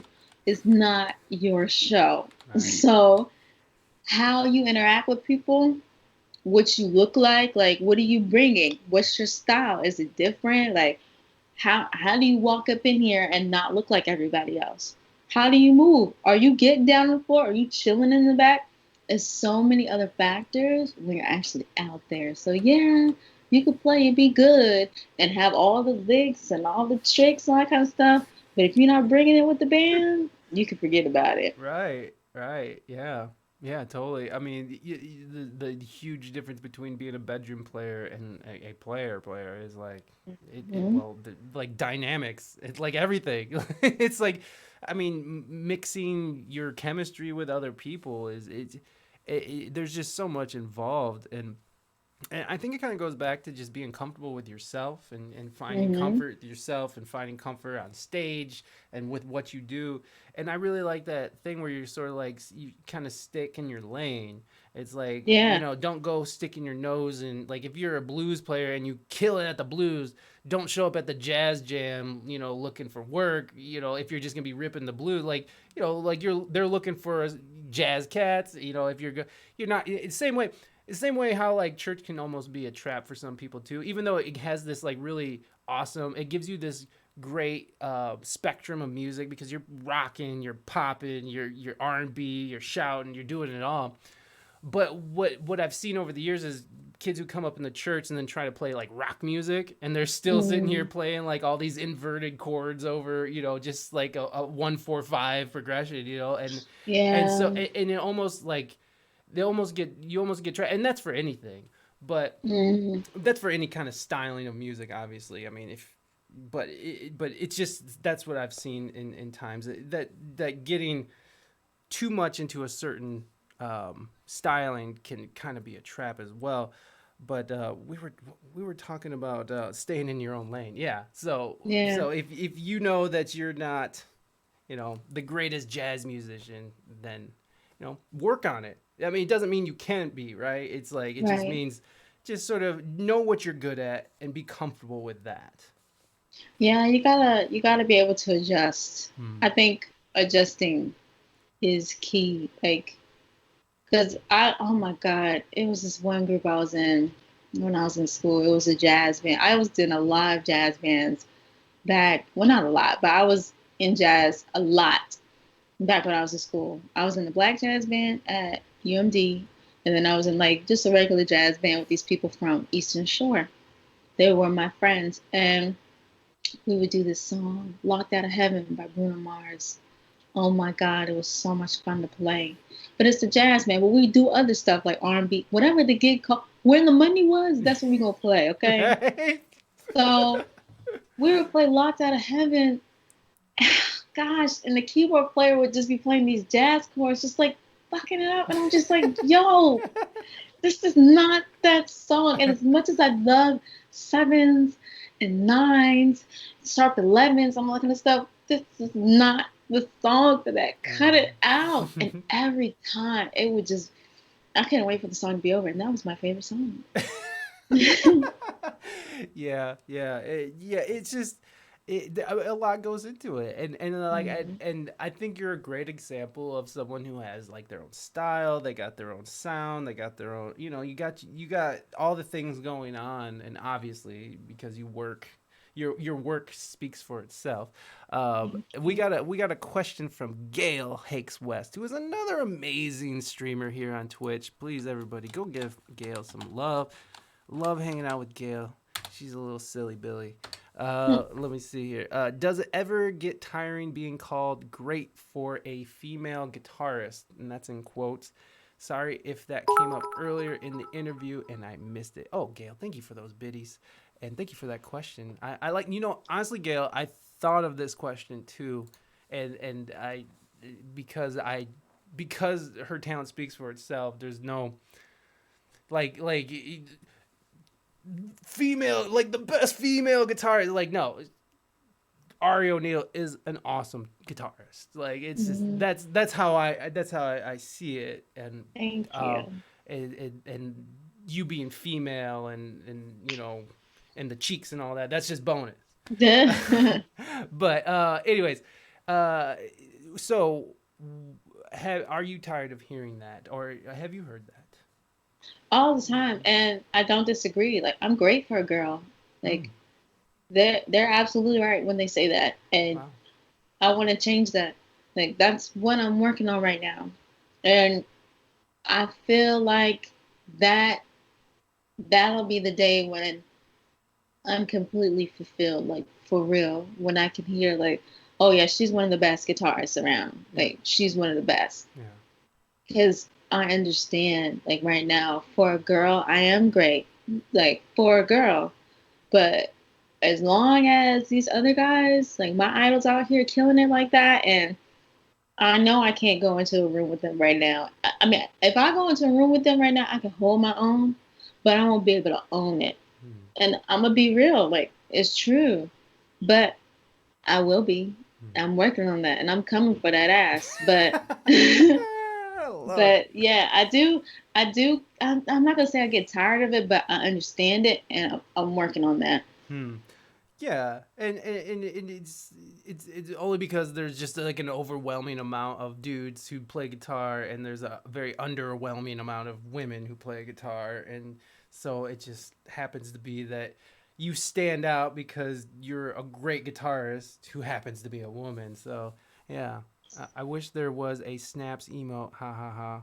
I want to get snaps. Ah, I nice. got you. I got you, Mango. I got you. Believing that for her and with her. Mm. Who are some artists that you want to work with? I mean, you've worked with some of the greatest in the industry. I mean, where do you go from here? I really want to do a rap gig. I did it with St. John, but that was only like a couple of shows. Like, I want a rap gig. Like, I want to do like radio rap gig, but then like a real like hardcore rap gig. So like, I would love to do Drake. Nice. Um, yeah, I would love to do Drake. But as far as like some hardcore stuff, I want to do like 21 Savage, some Key Glock, like man, maybe even the baby. Like, I want to get in. Well, the baby he's more like radio, but definitely 21 Savage and Drake. I want to get into that because I've never had a gig like that. Mm. And I would also love to do a gig where it's not an all girl band. Mm. And I experienced that with Alicia Keys. Um, like it was some heavy hitters. It was Omar on keys. He's Jay Z's music director. It was Adam Blackstone. He's the music director for everybody, every award show. You know, him and BDE are just, they have everything on lock. And Mike Reed, who's actually from Baltimore, dope drummer, plays for everybody. And I was the only girl, and I loved it. It felt like, it just felt really good. I would love to do a gig where it's not an all female band. Like, I'm not just here because you need another girl, I'm here because Mm. I'm good. Yeah. Wow.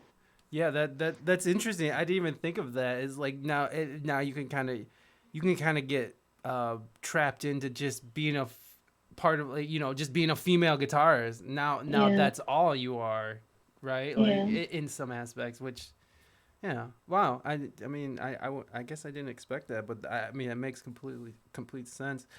Um, so kind of wrapping up here. Hmm. What have you been doing with your free time now that all the gigs are gone and we're just sort of Harbingerman, welcome, welcome. Thank you for being here. Sorry to interrupt. I wanted to say hi to No, you're fine. Harbinger. But Harbinger, what kind of guitar do you have that I saw on your stream the other day? Just drop in the chat. That thing was beautiful. Anyways, I'm sorry. Would please answer the question that I forgot that I asked. I Oh, forgot what the question was. God, this chat thing gets me. It gets me sometime. no, Um, you're good. what did Um, I just ask you? I don't even. I want to see the guitar now. Yeah, I know. Like, what kind of guitar was it? Oh, the pandemic. What have you been doing in your downtime? Oh, Sorry about no, you're good. Well, during the beginning stages, well, the pandemic, literally the day like everything hit, we were doing Houston rodeo with Lizzo. Like Oh the wow. next day we were supposed to do it. Whoa. Then I was like, oh, never mind, we're not doing it. The whole rodeo got canceled. Let's have a pool party. I was like, oh, okay. So there was a whole list of things, a whole bunch of shows. I was booked for the year. Yeah. Gone. So because all that was gone, I ended up getting hit up for a lot of albums and stuff. So Hmm. I actually made a lot of tracks. It started off being featured on a couple of tracks. I can't say with who, but when his album comes out, I'll be screaming it to the heavens. I can't wait Well, because now I'm I'm excited. so honored to be a part of this album. Like, Were you doing home recording for these? yeah, so I Nice. had to learn. Like literally, he hit me up saying, "Yeah, we need a guitarist for this album. So can you do it?" Yeah, I can do it. All I had was a Mac. Didn't have a mic, not an interface, no nothing, no speakers, nothing. I had to go out and buy it. Wow. Did you know how to use that stuff? No, I had to Oh, learn. sharp.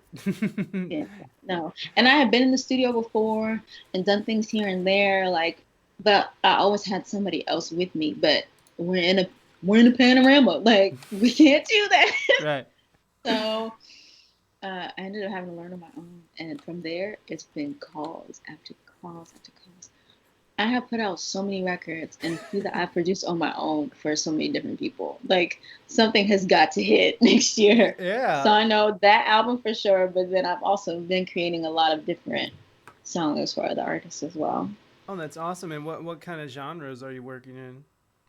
It started out with R&B, so Mm. it's like a lot of R&B girls who uh, I've been doing work for, but then it went to some. I wish I could say the name. Dang. It's okay. It's Um, okay. We'll see. I'll be you'll watching. I'll see. be watching your IG. The I'll see. last one I did was this guy who's actually in Asia, and they wanted anime themed music, so I did that. Oh, sweet. I saw an anime video on your YouTube. Are you into anime, or was that part of the thing? Was that part of that Oh project? no, it was just a visual. I love anime, but it's a song that I made that I produced during the pandemic. It's the first, literally, as soon as I learned how to or as soon as I downloaded Logic and I saw the little keyboard that you could use with the actual keys on the laptop, Yeah. I made that song that day. Nice. Yeah, so I ended Okay. up putting that out on YouTube. All right. What's your favorite anime? Because I know I got some anime lovers in the chat here. Good. I think right now I'm really into that anime on Netflix, Beastars. Hmm. Um, I'm also watching One Piece right now. Of course, like the regular stuff like Spirited Away or Howl's Moving Castle, stuff like that. But right now it's Beastars for me. There you go. There you go, Oh, and folks. Carol and Tuesday. There you go, everybody. Go get it. Go get it. This is from Hmm. this is from Harbinger, man. He was a little late, and so you're fine, Harbinger. You're all good. Let me see. He said, "How did you get your start before Beyonce?" And we kind of went through that, but not too much. So, how did you get your start before Beyonce? If you want to, like gigging around DC, like stuff like that. I think maybe guitar, I suppose. Well, with guitar, like I just heard a song on the radio that I really liked by the Average White Band. Really liked the rhythm guitar in that, and then I started at the Music and Arts Center, and then from there, my grandmother didn't like the fact that I didn't know how to read music, so we went to or that I wasn't reading enough music. We ended up going to Levine School of Music, and I got a scholarship along with my little sister into their program, Mm. which surprisingly I read even less music. I don't even think I read music at all in that program. I think it was more so like ear development. Mm. That's where I really got my start. And then the teacher that I was with, um, who a majority of my guitar teachers have been bass players. He played bass at a like a club called the Fish Market here Okay. in Maryland. So I was 14, 15 at the time. He would just let me go in there and play. Like my whole family would come out, and I was definitely not supposed to be there, but we would just sit around and play. And then from there, he got me a gig with the gospel group at his church. He's the one who really gave me my start. And then from there, it was just like people who would come out to shows and be like, hey, I need a guitar player for this and that. Just word of mouth stuff. And then from there, Instagram. I tried to get in the University of Maryland's program and they told me no. They told me I'd be better at Howard. Mm. Yeah. That seems a little something. Yeah, it was the worst. Yeah. The worst. And then they wrote an article about me after I did Coachella. It's like, really? Y'all didn't even let me in the Oh, program. wow. Wow. Yeah. Um, well, do you hear that? Do you hear that sound? Mm-mm. Oh, Probably because it's too low. But that sound means it's time for how much does it cost on Craigslist, everybody? We're going to play a quick game with Ari. Are you down to play a quick game, Ari? Yeah, I'm down. Okay, thank you. I know I just threw that at you. But yeah, well, I've never. Hold on, what did Harbingerman say? I've never played in any bands, some blues jams. That's it. I do my own stuff on synths now. No, okay, right on. Thanks for joining, Ari. Okay, guys, we're gonna be right back. We're gonna be playing for a WSEG mask. I'll show you. You get to play too. You get to if you want to win. If you want any of these fun things, we got the Wallaby shoe. We got the Wallaby shoe. This is from our sponsor, motedstudios.com. And of course, we have the We Speak English Good patch up for grabs. So I'm going to get a re-up, guys, on these patches. I know we're running low on the good ones. We ran all out of the Wu-Tang patches and the Bernie patches, but we're going to get them. Okay, give us 1 second, and we'll be right back in 2 shakes of a lamb's tail here. So here we go.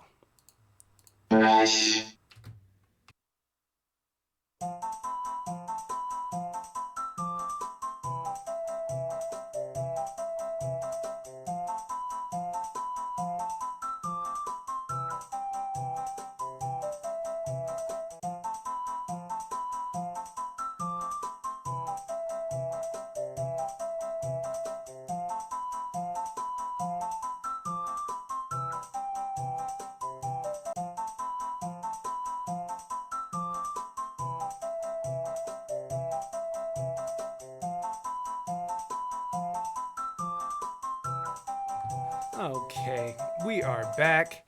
Well, I can't play Spanish Flea anymore, everybody, because the DCMAs, they don't like me. The copyright strike me, so we can't play Spanish Flea anymore, but here we go. The name of the game is How Much Does It Cost on Craigslist? And it's brought to you by our sponsor, motedstudios.com. Go to motedstudios.com if you guys want awesome patches like the ones you see on the show. Also, there's Wu-Tang patches that you can customize for your favorite sports team. You can customize it for your favorite design or your flag of your country. So go to motedstudios.com and get yourself some patches. So the game is very easy. It's like The Price is Right, but you can go over on price. And so it's whoever is closest to the actual price. Oh, thank you very much for those claps, Mystique. Are you familiar with Twitch at all, Ari? Have you ever heard of Twitch? No. Okay. It's because you've been out on the road working and while the nerds have been on Twitch playing video games and starting talk shows. All right, so it's awesome, by the way. There's like live music streamers on here and stuff. But really? Yeah, there's actually Questlove is on Twitch, and T-Pain's on Twitch, and what? Yeah, it's getting popular actually. Oh, so I'm late. Yeah, you're all right. But you've already got to like where everybody else is trying to get, so you're good. All right, so here we go. Antique Chinese marriage bed. I don't know what a marriage bed is, but it sounds sexy, so let's go with it. Great condition antique marriage bed, and that is it. I saw Snoop once. Yeah, I've never seen Snoop once. But I have talked to his bass player, Bubby Lewis. Bubby Lewis has been on this show, and Bubby's an amazing bass player. So there you go. And you know Bubby then. By that nice, it sounds like you know Bubby. No, not personally, but I know of Bubby, yes. Oh, yeah, Bubby. He's such a nice guy, too. And he's from Flint, Michigan. He has that Midwest sensibility. Oh, we got our first bids. Okay, so, Ari, how much do you think this antique Chinese marriage bed cost? $4.99. Wait. Is it coming with the pillows and the sheets and stuff? I don't know. You know as much as I do. It just says great condition. $4.99. $499 for Ari. Okay. So, all right, everybody, drop your bids in the chat, and we are gonna do this. You got until Sonic dies. So here's Sonic dying. So go ahead and drop those bids. Drop those bids. Those are some good bids. Yeah, Saucy, past my limit. Yeah, Saucy chicken nugget. I don't even know what the name of that number is. I don't even know what that is. I can't. That's too big. I don't know. My little brain doesn't compute. All right. Gail Y'all are says. crazy. Gail says 8,000. Reina Mystique says 15,500. Harbinger. What? Yes, they're going big. There's some vets in here. There's some. How much does it cost? Craigslist vets, so they go for it. Um, Ah. it's okay, Art. It's okay. You were completely side blinded by this. Please, it's all good. Let's see. Okay. Harbingerman says $12,001. Saucy chicken nugget again. I don't know what that is. It's 990 quadrillion. I don't even know. So whatever. That's a little high. Mango Bright Nice. says 6,100. Girl 2.0 $7,050. Saucy passed you a little bit. Yeah. Mighty Mighty. Oh, I didn't do the Mighty Mighty. Hold on. Mate. I had to do a quick one there. All right. Let's see. And Mighty Mighty says $10,000. Okay. Damn, y'all. It's okay. Again, we sprung this on you. So let's get our drum roll going. Is that right? All right. Actual retail price on Craigslist. $10,500. So who got that? Who won that? I feel like Harbingerman might have got. No, wait. Mighty Mighty. You've done it again, Mighty Mighty. You have won another patch. Again, you can either accept the patch or you can pass it on to someone else. So Mighty Mighty wins like all the time. So yeah, Mighty wins. You can go over in price. It's not whoever. It's whoever is closest, Harbingerman. I know I said it's like The Price is Right, but yeah. So it's 10,500 and Mighty put down 10,000. So sorry, Harbingerman, you almost were there, but just not quite. But that's okay. We got one more. We're gonna do one more so you guys get a chance to win. I want to make sure that you guys go home happy. So here we go. We got 160-acre gold mine.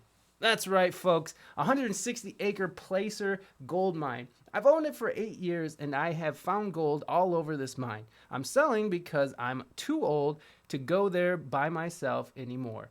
Great place to relax, camp, pan for gold, fresh air, free camping. There you go.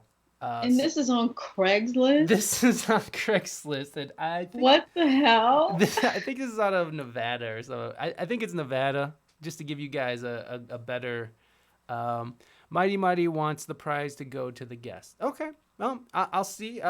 So Mighty Mighty has given up the prize to you, Ari. So you can email me your mailing address and I will send that out to you in the next couple days on whatever patch or face mask that you wanted. But she's as astonished as well. Oh yeah, she's as astonished as we all are. Yeah, I know. Who knew that you could buy gold mines, right? Right? Okay, so thank you for putting that as a question, Reina or Mighty, because that really helped. Because I would not have seen that.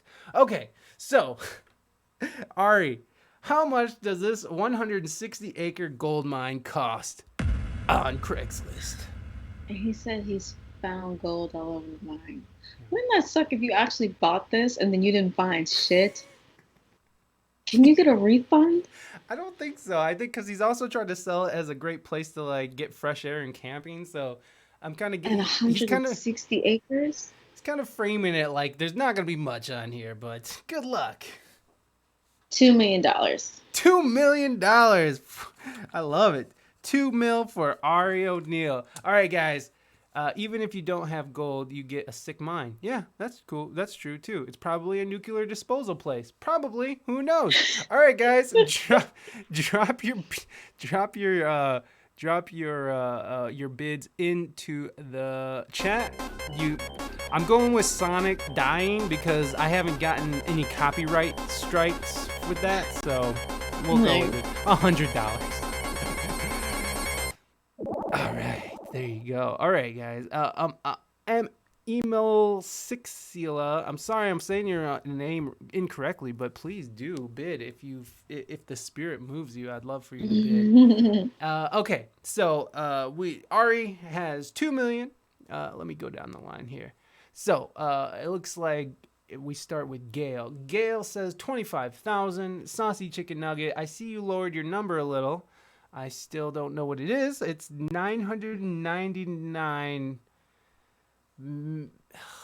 No, it's 900. It's 99,900,000. Wait, 99. No, it's $999 million.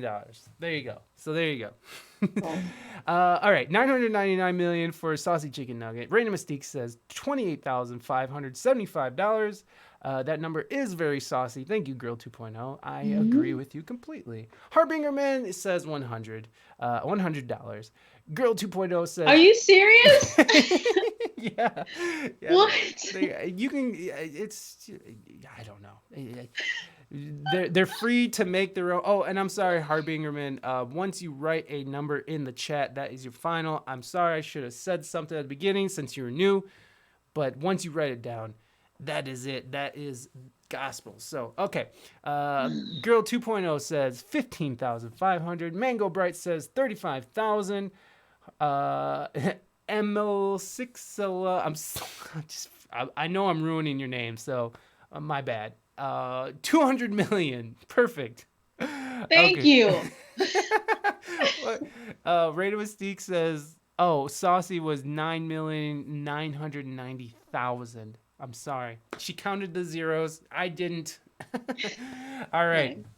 Alex. Okay, we're going with Alex because we speak English good. That's why. All right. Let's see. What should we go with? I'm gonna go with. We're gonna do a drum roll, but I gotta remember how to spell it. Because I am somewhat of a illiterate here. Oh my god, I'm not gonna Google how to spell Hadouken. Okay, Reina, how do you spell Hadouken? Do you remember how to spell Hadouken? Jeez, this is what I have our guests waiting for me to figure out. Thank you. That's fine. Oh, is that how you spell it? Thank you, Gail.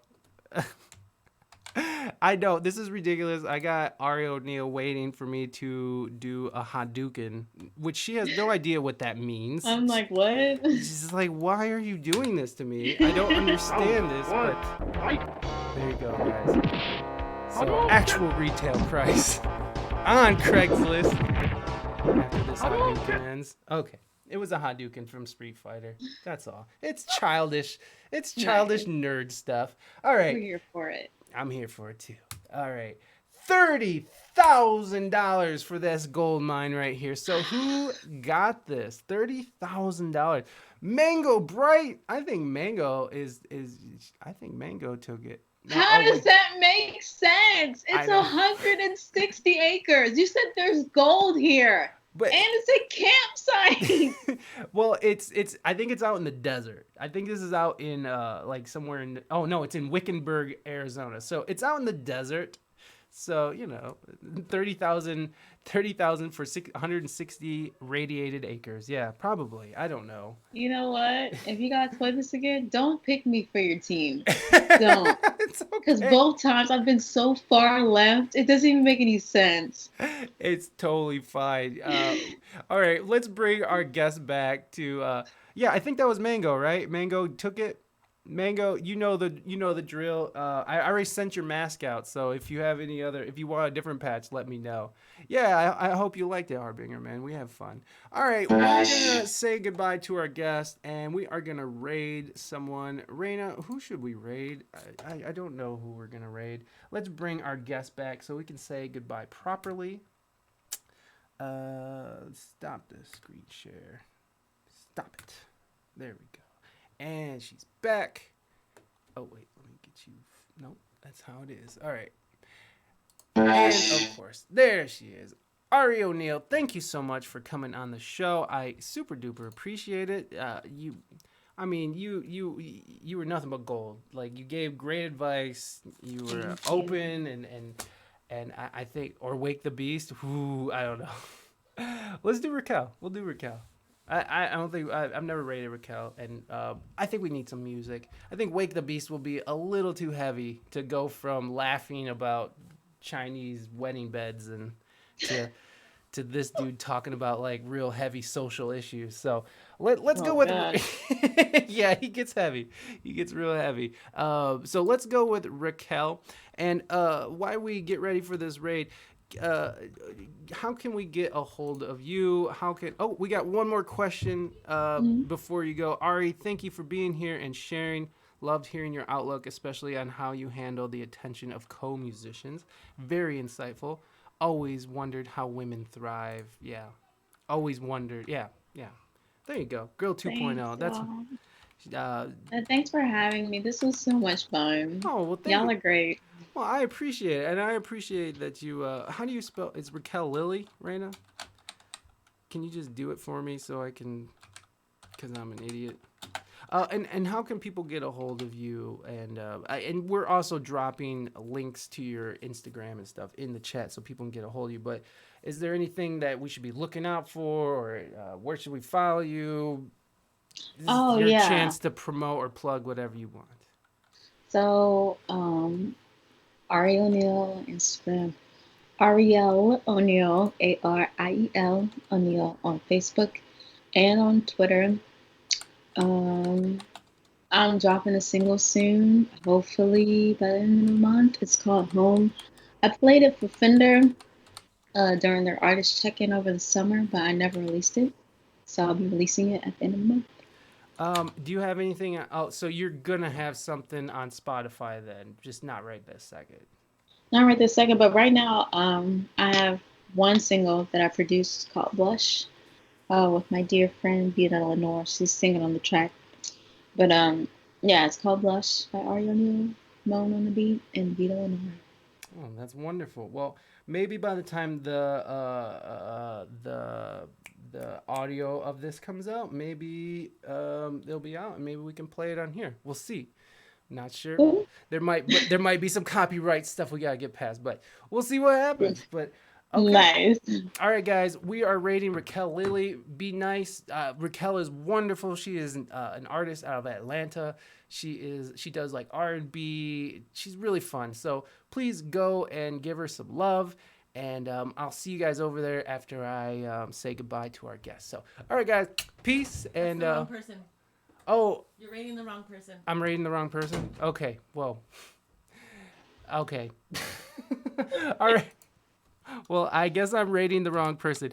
Ari, if you would like to go, you may go. I was gonna. Okay, I see what you're saying, Reina. It just is Raquel, and I added Raquel Lilly. Okay, cancel this right here. Cancel that. Okay, my bad, everybody. We're gonna do that. We're gonna try that again. So, all right, guys. I'll see you guys on Friday with Dave K. And again, go follow Ari O'Neal and. I'll see you guys then. Enjoy Raquel. Ari, thank you so much. I really appreciate you coming on the show. That was great. Thank you. This That was was. fun. I'm glad that you had fun. The so like I was saying, the audio version and the YouTube version will come out in a couple